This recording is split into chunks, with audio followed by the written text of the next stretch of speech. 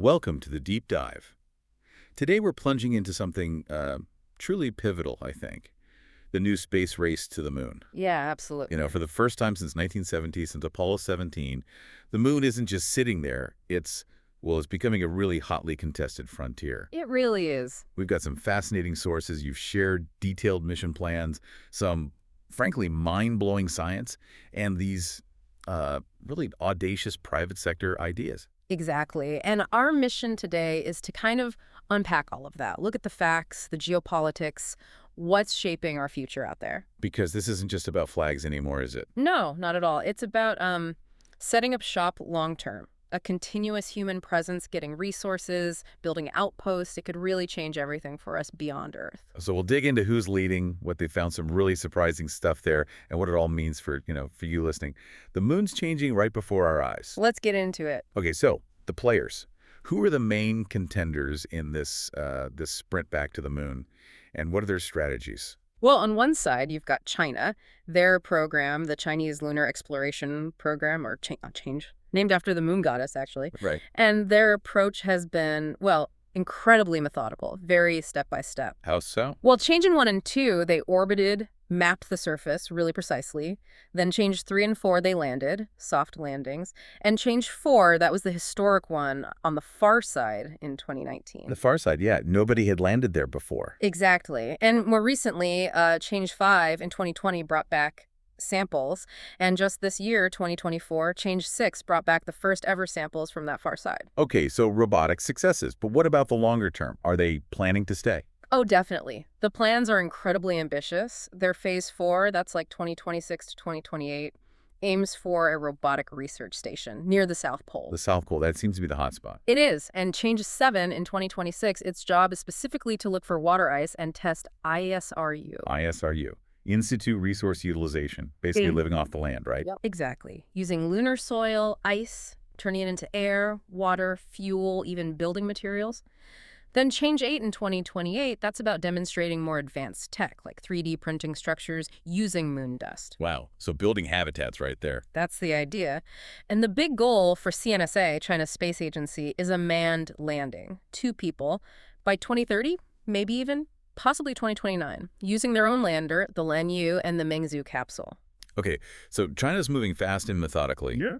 What about the U.S. NASA's Artemis program? How does that compare?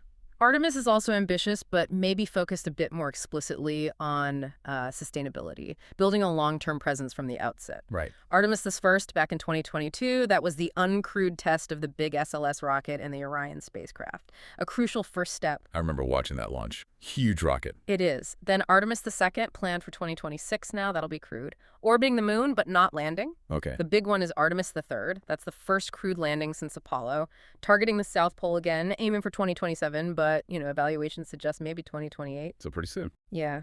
And after that, Artemis the Fourth through IX, stretching out to 2034. That's about building the gateway, the lunar orbital station, and delivering gear for the Artemis base camp on the surface. So base camp implies long-term stays. Definitely. Okay, timelines then. Who gets boots back on the moon first? It sounds incredibly close. It is. Really close. The U.S. is targeting 2027, maybe 28. China's looking at 2030, maybe 29. So the U.S. has a slight edge, maybe a year or two, if everything goes perfectly. If everything goes perfectly, yes. Yeah. Marginal lead, if any. And for that continuous presence, building the actual bases, both seem to be aiming for around 2035. 2035. China's ILRS, the International Lunar Research Station, they explicitly say it'll be permanently habitable after 2035. And Artemis X, also around 2035, talks about extended stays. So yeah, very similar long-term visions. Okay, but there's another player here, one that could shake things up quite a bit. SpaceX. Elon Musk. Ah, yes. SpaceX, they're not just thinking about getting astronauts there. They have this vision, Moonbase Alpha. Moonbase Alpha. Tell us about that. It sounds like something out of sci-fi. It kind of does. It's audacious, for sure. The core idea is to use Starship, their massive rocket. It can lift like 200 metric tons. Double the Saturn V that took us there in the 60s and 70s. Double. And the plan is, get this, land a Starship, unload it, and then flip it on its side. The rocket becomes the base. Wait, the delivery truck literally becomes the house? That's wild. Exactly. A 50-meter tall rocket becomes humanity's first home on the moon. So how much space are we talking inside? Once they drain the fuel tanks and convert them, maybe around 800 cubic meters of habitable volume, that's more than double the entire International Space Station. Wow. Okay, but what about radiation? Micrometeorites. The moon's a harsh place. Right. So the plan involves building underground, using natural lava tubes if they can find suitable ones, or digging tunnels. Tunnels, like Musk's boring company. Potentially, yeah. And reinforcing those tunnels with 3D printed structures made from regolith lunar soil. They're even talking about using water ice, or even astronaut pee to help make a kind of geopolymer concrete. Seriously, using waste to build. That's true sustainability. It's the kind of thinking you need for off-world living, really. Okay, but who's doing all this heavy lifting? Digging, building, astronauts in bulky suits. Well, that's the challenge. Astronaut mobility is limited, and that lunar dust is nasty stuff, really abrasive. So robotics are key. Robots. Makes sense. SpaceX envisions using robots, maybe like NASA's ISRU excavator concept, robots that can dig but also, crucially, extract oxygen directly from the soil. Extract oxygen from rock. Yeah, the regolith is like 40–45% oxygen by weight. If you can melt the soil, maybe with lasers, you can release that oxygen, not just for breathing, but potentially for rocket fuel, too. So the moon becomes a gas station. And that's the dream. A gas station for Mars missions, maybe? They estimate they could get enough oxygen for a 10-person crew indefinitely this way. Incredible. Yeah. And how does this base stay connected? How do we see what's happening? Well, Musk plans to put Starlink satellites around the moon, a lunar Starlink network. Like the one for Earth Internet. Exactly. And that could potentially enable things like 4K live streaming from the moon. Imagine watching lunar farming or mining robots 24/7. That would be something else. It really feels like all of Musk's companies are plugging into this, doesn't it? It's a striking synergy. SpaceX for launch, Boring Company for tunnels, Tesla's robotics expertise, Starlink for comms. It allows them to move incredibly fast, like a tech startup. That's the argument, yeah. Yeah. Silicon Valley speed. And NASA seems to buy into it, at least partly. They gave SpaceX that huge contract, almost $2.9 billion, for the Starship Human Landing System for Artemis. Right, the HLS. And they've already paid out like 65% of it.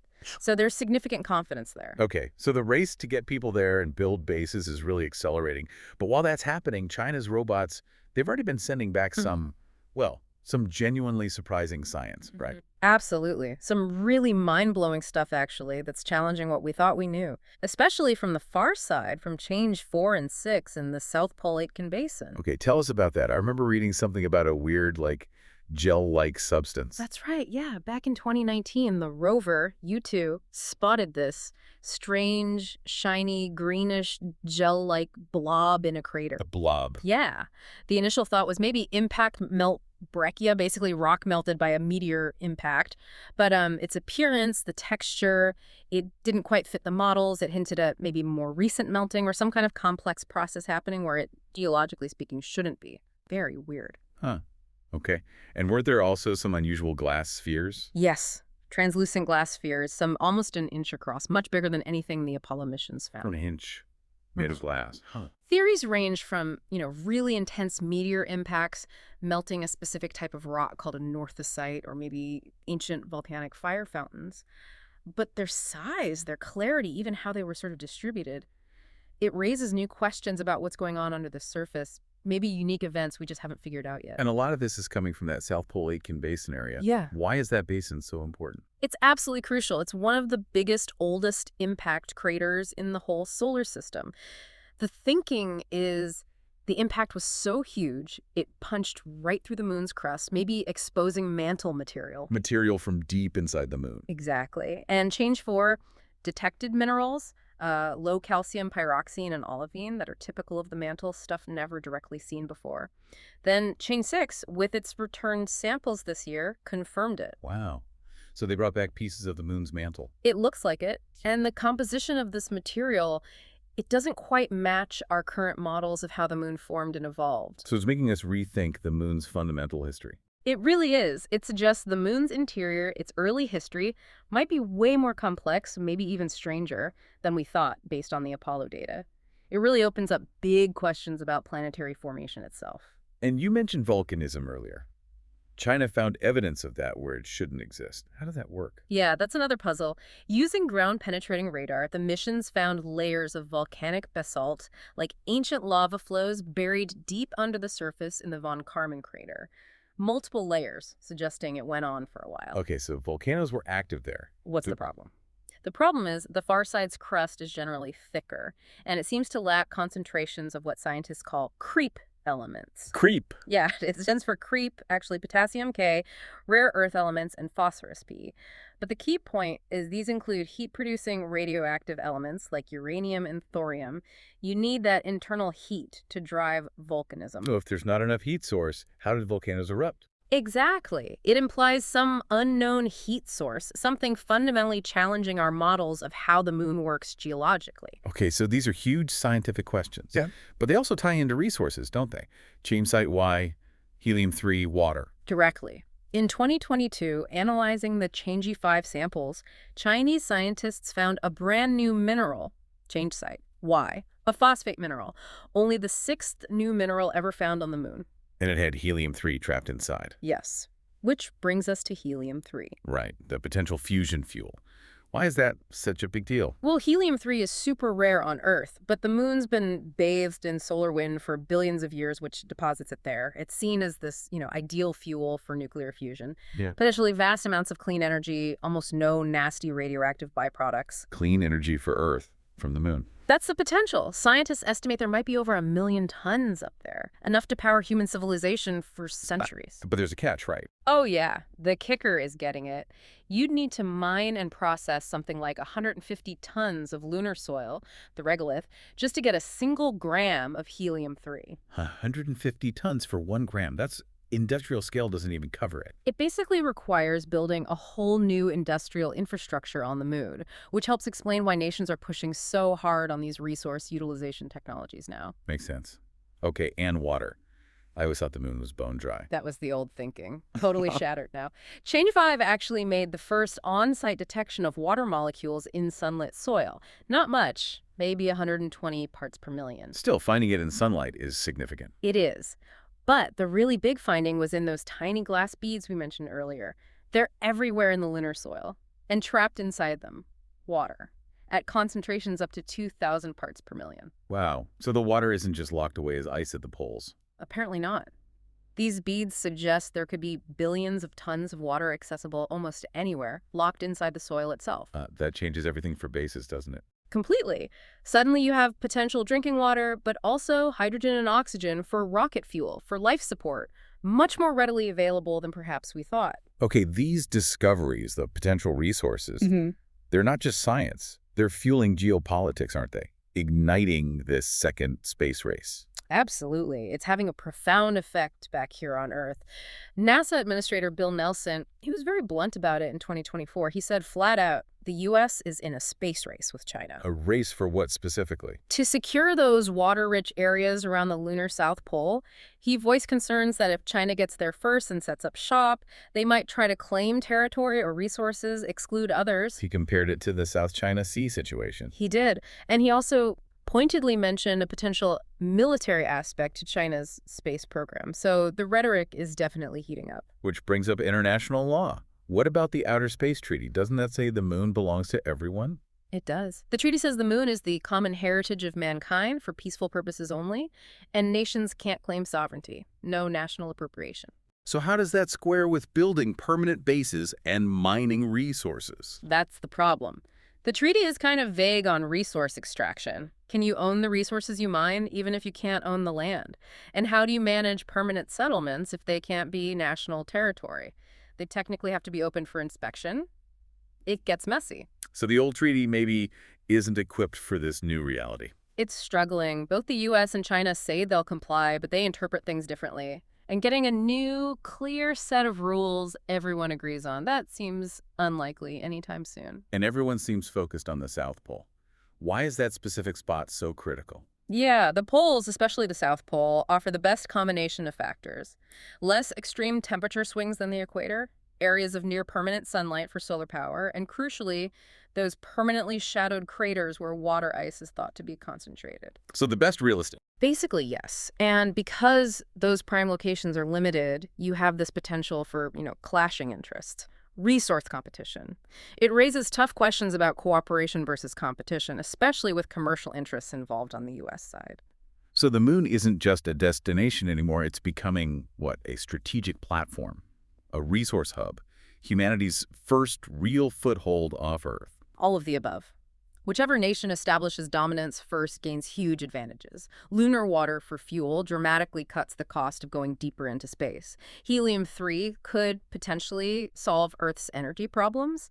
And the moon itself is strategic high ground. Controlling access to cislunar space, that area between Earth and moon, could be vital. Okay, so we've got the big plans, the amazing discoveries, the geopolitical stakes. Let's talk practicalities. Making a home on the moon, what are the really big hurdles beyond just the technology? Well, the human factors are immense, seriously immense. Like, Like maintaining mental health. You're living underground, millions of miles from home, in a tiny, isolated community. Handling medical emergencies when the nearest hospital is days away by rocket. And just ensuring the life support system's air, water, power work perfectly, day in, day out, without fail, when resupply missions are infrequent and expensive. These are fundamental survival challenges. yeah, that puts in perspective. It's not just engineering. It's about keeping people alive and sane. Exactly. But the vision is there. Yeah. China's ILRS seems very planned, very deliberate. Yes, moving forward with precision, building infrastructure, testing the ISRU and 3D printing with Chain 7 and 8. Real steps towards making it happen. And SpaceX is iterating like crazy, right? Yeah. Making Starship lunar ready. They are. Designing the lunar Starship, HLS, without a heat shield or flaps to save weight, adding engines higher up on the hull to kick up less dust when landing, painting it white to manage the extreme temperatures. Constant innovation. And food, water. How do you make a lunar base self-sufficient? Well, for food, probably hydroponics or aeroponics, growing plants like Arabidopsis thaliana in controlled environments is a likely early step.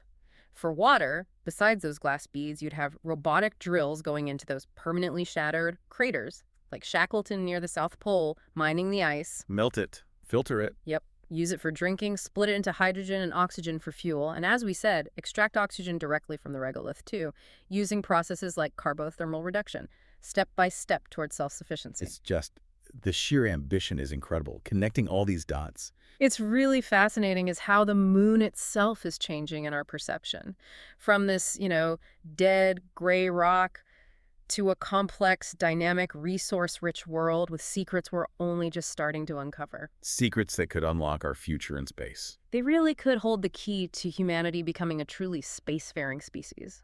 Wow. What a journey we've taken today, diving into this new moon race, from China's methodical advances in amazing science to SpaceX's, frankly, audacious plans for Moonbase Alpha. Yeah. It really feels like we're on the edge of a new era. It really does. This isn't just another space race. It feels like a fundamental shift in how humanity relates to the moon. The focus on resources, on long-term infrastructure, it suggests that a permanent lunar presence isn't just sci-fi anymore. It's becoming a rapidly approaching reality. So what does this all mean for you listening? Yeah. Well, maybe the next time you look up at that familiar face in the night sky, you won't just see a quiet, lifeless rock. You'll see a frontier, a potential energy source for Earth. Maybe the first real step towards humanity becoming multiplanetary. But the big question remains, doesn't it? Which is? As nations and companies push outwards, will we cooperate or compete? What rules will govern this new territory? And whose language will the next humans speak when they walk on the moon? Something to think about until our next deep dive.